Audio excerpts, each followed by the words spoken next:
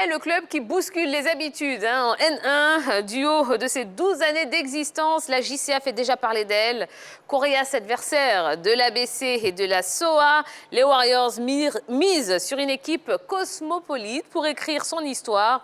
Dans ses rangs, des Ivoiriens, des Américains, un Congolais, le tout chapeauté par le head coach Ousmane Sidibé, qui va nous permettre ce soir de faire une plongée au cœur de la N1 Homme. Il est là. Ouais, il est prêt? Eh bien, merci de l'accueillir sur le plateau de la Grande Team.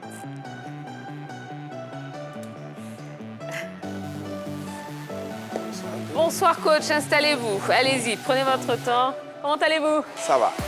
Bonsoir la Grande Team. Bonsoir coach. On est ravis d'être avec vous ce soir.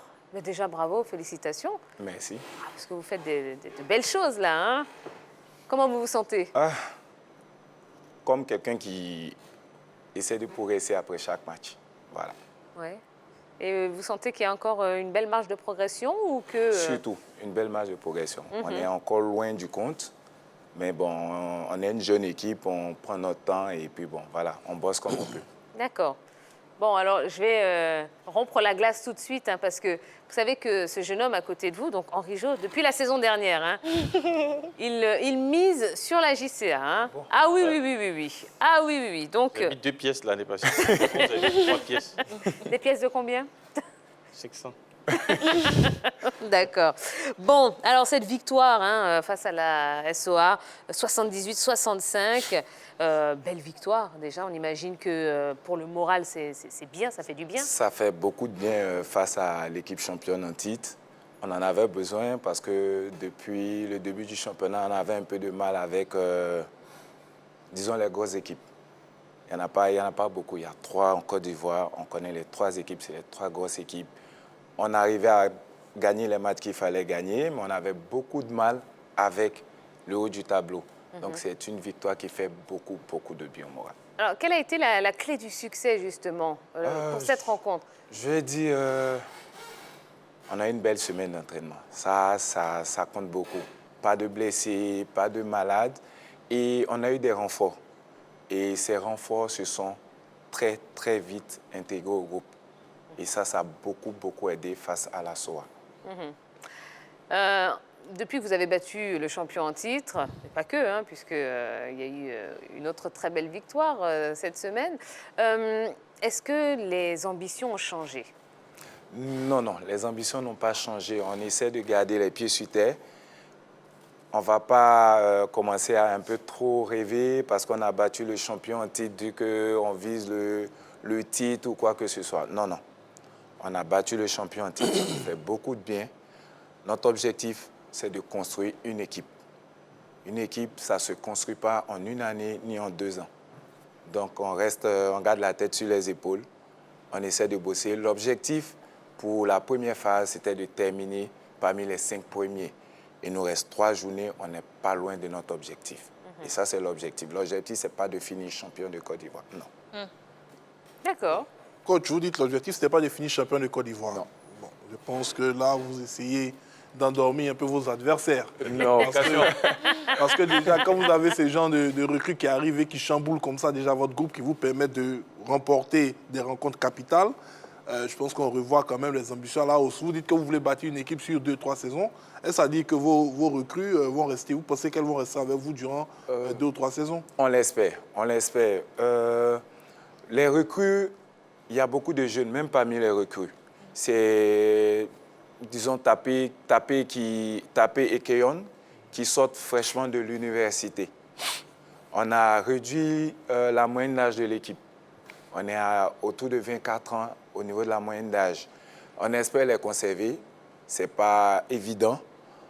Et ces renforts-là aident les plus jeunes à progresser.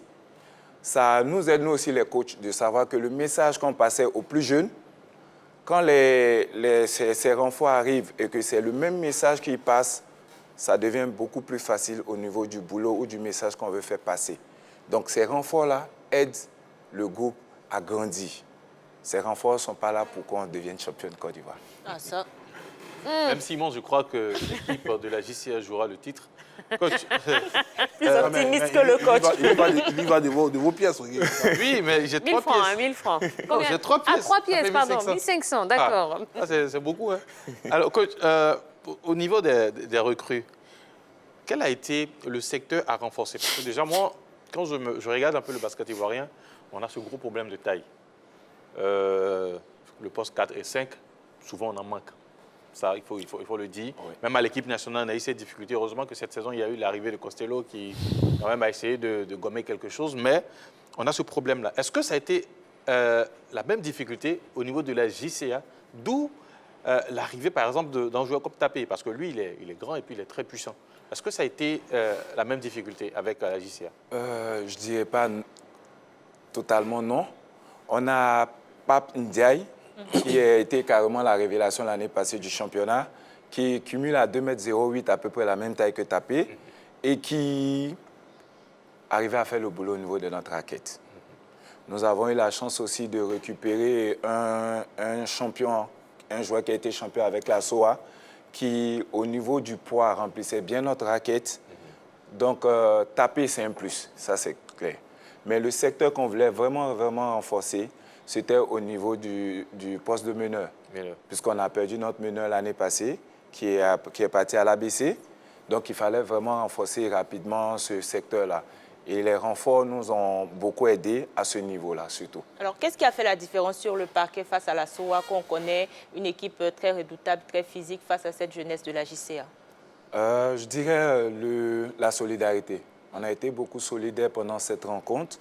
Les recrues sont automatiquement rentrés dans le match. On a eu la chance, ils sont arrivés un peu plus tôt. Donc, ils ont eu le temps de voir un peu comment se déroule le championnat de Côte d'Ivoire, parce que le championnat de Côte d'Ivoire est un championnat très physique. Donc, il fallait rapidement les mettre au parfum de comment ça se passe dans la raquette en Côte d'Ivoire. Ils ont pu s'intégrer et ça nous a aidés. Comme je dis, on a passé une belle semaine d'entraînement où les messages sont bien passés. Bon, justement, allez, parlons de ces recrues. Hein.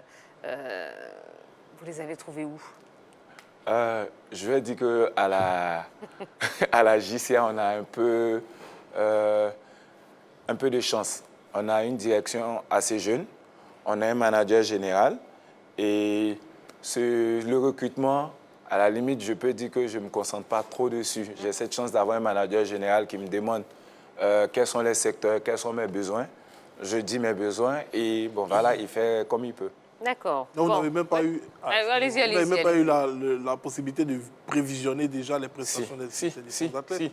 Si. Comme je dis, on me demande mes besoins, je donne mes besoins et on me fait des propositions par rapport aux personnes qu'ils ont pu contacter. Donc, d'où la question des tiers. D'où est-ce qu'ils viennent? Non, ils viennent des États-Unis, Oui, 2 des États-Unis et 1 de Congo. Et d'accord. comme tout à l'heure, je l'ai dit, les 2 des États-Unis viennent de sortie du programme universitaire américain. Donc, c'est carrément leur premier championnat. Donc, on a Tapé, hein, on a Keyon Jones, qui a, lui, 16,3 rebonds, 4 assists. Est-ce que ça a été... Enfin, est-ce que c'est plus facile, finalement, de travailler avec des joueurs qui ont cette culture du basket américain, quand même? Plus facile, oui. C'est beaucoup plus facile parce que contrairement aux jeunes qu'on a ici, ils pratiquent le basket peut-être 2 heures ou peut-être 6 heures par semaine. Et vous avez en face de quelqu'un qui pratique 5 à 6 heures de basket par jour. Donc c'est clair que ce n'est pas la même culture. Les messages passent 2 fois plus vite par rapport aux plus jeunes. Donc c'est beaucoup plus facile, c'est évident. D'accord. Alors, bon, à vous entendre, hein, tout s'est super bien passé. Ils sont arrivés, ils se sont bien intégrés. Ça a été très facile. Vous avez eu une belle semaine d'entraînement. Mais on imagine quand même qu'il y a eu quelques petites difficultés à leur niveau. Oui, il y a eu quelques difficultés, surtout la barrière de la langue. Puisque beaucoup parlent anglais et pas tous les coéquipiers. Et moi, bon, voilà, je me mets un peu au milieu de ça. On se débrouille comme on peut. Donc, c'était beaucoup plus au niveau de la communication. Sinon, côté accueil, ça n'a vraiment pas été compliqué parce qu'on a eu la chance l'année passée de recevoir 2 étrangers. C'est vrai qu'avec l'année passée, on n'a pas eu le problème de langue avec eux. Mais bon, on a un super groupe, des jeunes qui sont accueillants. Donc, la connexion a eu lieu assez facilement. Alors, vous parliez tantôt du rythme d'entraînement des Américains différent à celui des Ivoiriens ou des Africains. Comment est-ce que cela s'est passé lors des séances d'entraînement entre Américains et Ivoiriens? Je dirais qu'on a gardé le même rythme d'entraînement qu'on a ici, 4 fois par semaine. De l'autre côté, eux, ils sont venus pour le basket, donc ils ont plus de temps, ils vont s'entraîner matin personnellement et puis ils vont rejoindre le groupe. Ici, on a un programme universitaire, scolaire et même au niveau du boulot qui rend difficile la chose. Là-bas, ils ont un programme universitaire où ils peuvent s'entraîner 2 heures le matin, avant le cours, après le cours, aller à la salle de muscu, faire l'entraînement du soir, donc c'est pas pareil, c'est clair. Donc, ils ont un programme spécial par rapport à ça. Ils arrivent à s'entraîner personnellement les matins et rejoignent le groupe le soir. D'accord. Alors, il y a également Mohamed Karaboué, hein. Lui, donc 20 points, 7 rebonds, 3 assists, qui a été quand même l'un des bourreaux de la SOA. Même si, finalement, le titre de MVP a été attribué à Pape Ndiaye. Mais déjà, comment ça se fait? Parce que quand on voit les chiffres, on a été un petit peu étonnés quand même. Bon, c'est la fédération qui désigne un peu son MVP. Et bon, c'est vrai qu'il a marqué plus que Pape Ndiaye, ça c'est évident. Il a été un élément clé de cette victoire. Ouais. Mais il ne faut pas oublier que Pape Ndiaye, il a fait un double-double, c'est-à-dire 14 points, 12 rebonds. C'est énorme. Ouais. Et si je ne me trompe pas, il a 28 en évaluation. L'évaluation, il combine les pertes de balles, les contres, les interceptions et tout ce que son vis-à-vis a pu réussir ou ne pas réussir. Donc finalement, je veux dire, il n'y a aucune surprise pour vous, son coach, de le voir présélectionné en équipe nationale? Non, pas du tout. Pas du tout. Au vu de ce qu'il accomplit depuis la saison passée et cette saison, non, pas du tout. Alors pour revenir à Karaboué, c'est vrai qu'il était un petit peu en difficulté l'année dernière du côté de l'ABC. Et là, on le sent complètement transfiguré, très à l'aise à la JCA. Comment vous l'expliquez? C'est un jeune qui a envie de jouer. Il n'a pas envie d'autre chose que de jouer. Donc l'année passée, c'était un peu plus difficile pour lui. L'ABC, c'est une grosse écurie avec de grands joueurs. Ce n'est pas évident. On essaie de trouver un juste milieu avec sa philosophie de jeu, son côté être libre sur le terrain et puis notre collectif. Ce n'est pas tout évident. Ce n'est même pas évident. On essaie de trouver le juste milieu et puis bon, à chaque fois qu'on arrive à trouver le juste milieu, il arrive à donner le meilleur de lui. Alors, coach, comment j'ai vu votre nom sur la liste et suite à une publication d'un responsable de la JCA sur une plateforme de discussion autour du basketball, quand même, il y a eu ce problème au niveau du quota des étrangers dans les équipes. D'accord. Alors, sincèrement, je n'ai pas pu cerner le poste en question, mais est-ce qu'il y a un problème aujourd'hui au niveau de la fédération, au niveau des équipes, en ce qui concerne l'intégration des étrangers au niveau des équipes? Comme vous, j'ai vu la publication, je n'ai pas de grandes informations. Je n'ai pas de grandes informations concernant ça et généralement, ce sont des choses que la direction gère. Moi, je reçois des joueurs.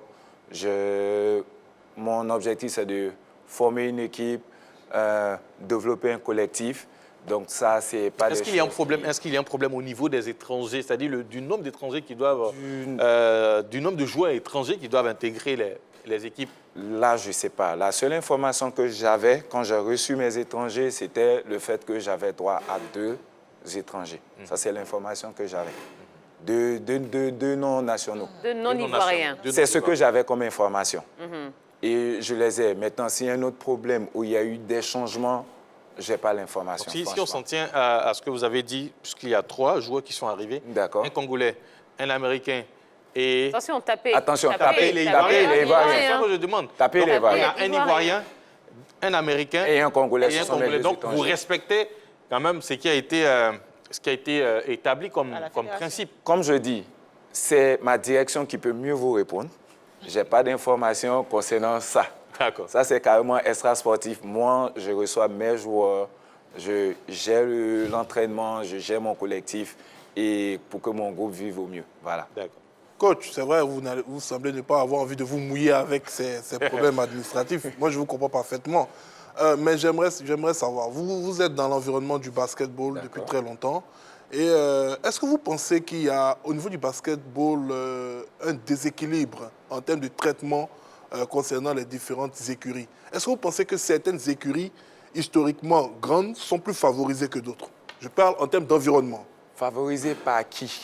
Ben, je dirais par la fédération. Bon, je ne vais pas forcément dire la fédération parce qu'on sait qu'il y a quand même des commissions autonomes. Mais je veux parler par exemple de l'arbitrage pendant certains matchs qui sont décriés. Est-ce que vous pensez que cela est fait à dessein pour permettre aux éternels grands de demeurer grands et maintenir d'autres formations dans le bas? Je ne pense pas.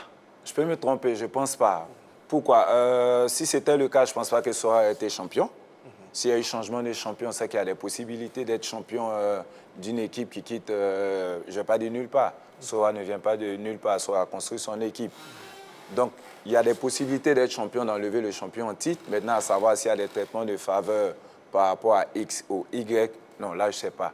Maintenant, les traitements de faveur au niveau de l'arbitrage, les erreurs d'arbitrage, ça existe partout. Nous, en tant que coach, on va, comme on le dit, on va tout le temps se plaindre des arbitres quand il n'y a pas de coup de sifflet en notre faveur. Ça, c'est clair. Ça, on va toujours le faire. On va toujours le faire et ça se fait partout.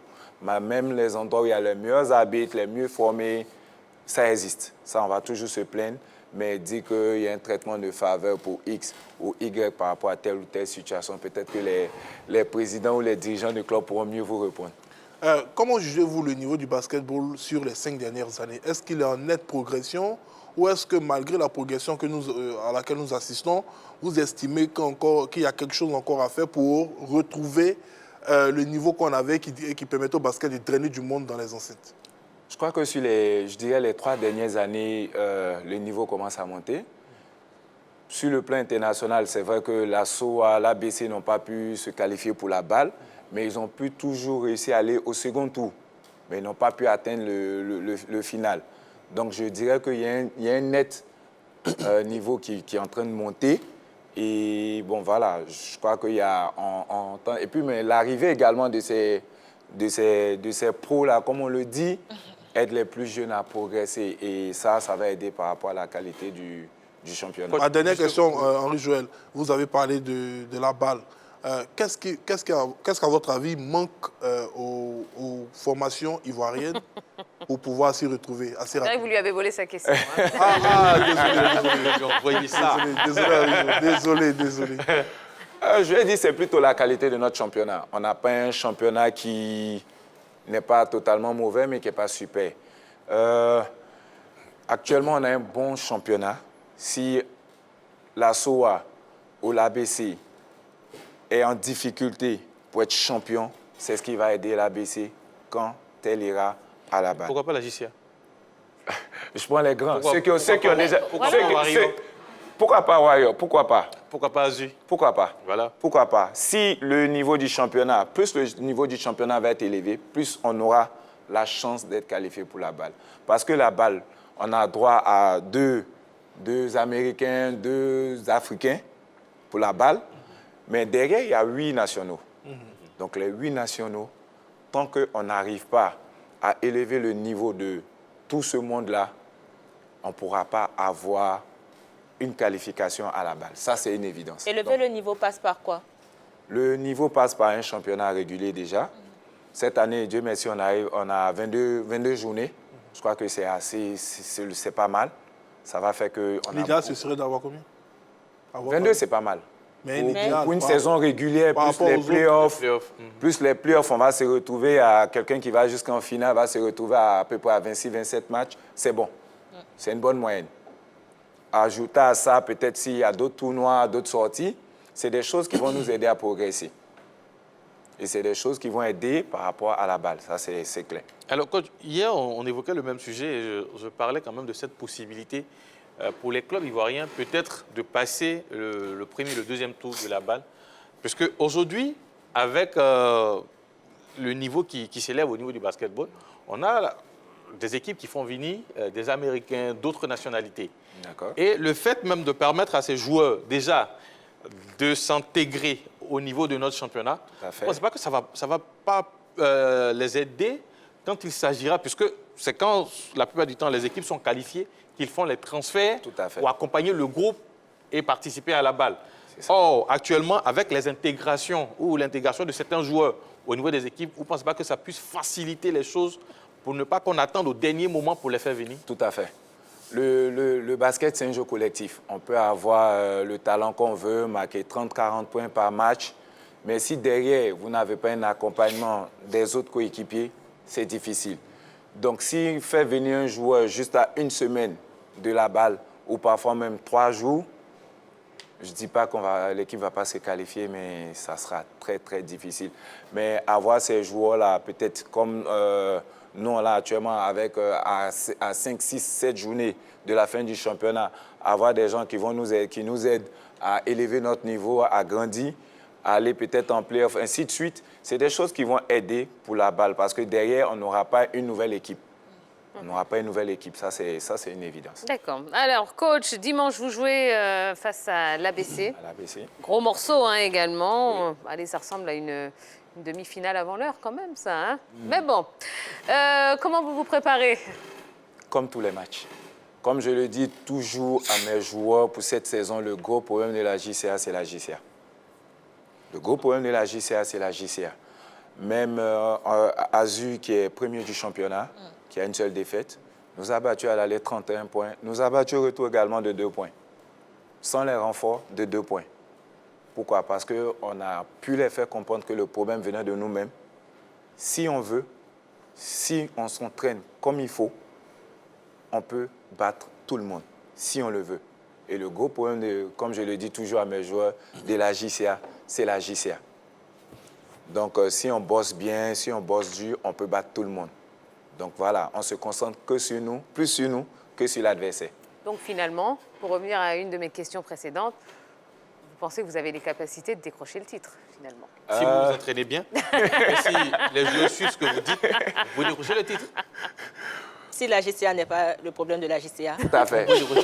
Donc c'est le gros problème à régler. Donc, et ce n'est pas quelque chose qui se règle en un ou deux matchs. Vous allez régler. Mais vu que vous avez réglé beaucoup de choses et que vous avez fait une bonne séance, une bonne semaine d'entraînement... Ce processus prend beaucoup de temps. Ce processus prend beaucoup de temps. Pas... En fait, la question qu'il faut poser au coach, oui. Est-ce que vous pensez que vos athlètes ne sont pas suffisamment talentueux pour tenir la dragée haute au niveau des playoffs au cadre du championnat? Ils sont talentueux. Une équipe, comme je le dis, ça se construit. L'ABC s'est construit. L'ABC n'a pas été 17 fois champion du jour au lendemain. Ils ont pris des... Ils étaient assez jeunes. Ils ont beaucoup perdu. À l'époque, je me souviens, face à la SEC, face à l'Africa, c'était difficile pour l'ABC. Et ils sont devenus l'ABC qu'il faut. La SOA a récupéré l'un des grands coachs du championnat de Côte d'Ivoire. La SOA ne s'est pas construite en une année. Il y avait déjà un groupe. Ils ont envoyé, je n'ai pas dit l'un des meilleurs coachs, le meilleur coach de Côte d'Ivoire. Ils ont renforcé par d'anciens grands joueurs, grands noms d'ABC. Et en 2 ans, ça a donné ce que ça a donné. Donc, je dis, je reste là-dessus. Une équipe, ça se construit. La JCA est une jeune équipe. On progresse lentement et sûrement. D'accord. On n'arrive pas à faire changer d'avis. L'humilité précède la gloire, vous savez. Hein? Non, vous tenez à vos pièces, c'est tout. Non, je tiens à mes pièces. Merci beaucoup, coach. Vraiment, on a passé un bon moment avec vous. Merci à vous également. Rendez-vous dimanche, hein, face à l'ABC. Samedi d'abord, on a un match face à Sewe, un match encore difficile. Donc, on va déjà se préparer pour Sewe. Nous, on prend match après match. D'accord. Donc, Sewe, hein, samedi, à quelle heure? Samedi, Sewe à 16h et dimanche, on a ABC à 18h. Bon, ben voilà, pour tous les amoureux hein, de basketball. On va là-bas comme ça. Ah bah oui, ce week-end, là, il y a de belles affiches hein, du côté du Palais des Sports et non du Palais de la Culture, monsieur. Du Palais des Sports de Trècheville. Donc, n'hésitez pas à aller soutenir vos équipes. Eh ouais, il y a du beau spectacle. Et je le dis parce que j'y suis régulièrement. Donc, voilà. Merci beaucoup, coach. Vous revenez quand vous voulez hein, sur le plateau de la grande team. Ou peut-être pas. Inch'Allah. Hein? Il dit Inch'Allah, d'accord? Avec le titre, mais je n'ai pas dit dans un mois. D'accord. Oh, bah, très bien. Ça peut être dans 1 an, dans 2 ans. Ah, Pas dans 10 ans, en tout cas. les pièces. Mais vos pièces, oui, absolument. Allez, ne bougez pas, on va marquer une toute petite pause. Juste après, eh bien, il y aura Parole d'Aix. Et puis, on passera également à la FIF, oui, avec cette liste, cette shortlist qui... Bon, on vous expliquera tout parce que Ballot, Ballot est de retour, donc il viendra vous expliquer tout ce qui s'est passé pendant la conférence de presse du comité exécutif de la Fédération ivoirienne de football. À tout de suite.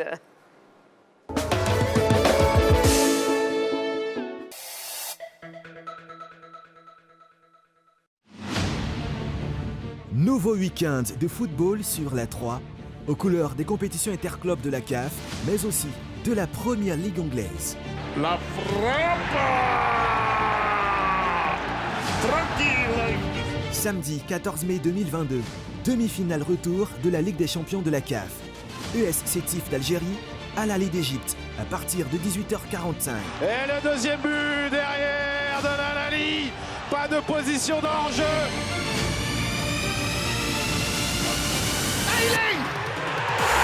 Dimanche 15 mai 2022, 37e journée de la Premier League. Leeds United, Brighton, à partir de 12h30. Dimanche 15 mai 2022, demi-finale retour de la Coupe de la Confédération de la CAF. Le centre des poteaux, la tête. Oh, le but du TP Mazembe, enfin. Au bout du temps additionnel, la voilà la délivrance. RS Berkane du Maroc, TP Mazembe de la République démocratique du Congo, à partir de 19h45.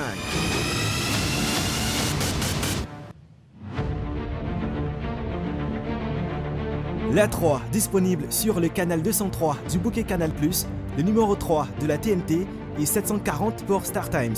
La 3, nous offrons 3 fois plus de sport.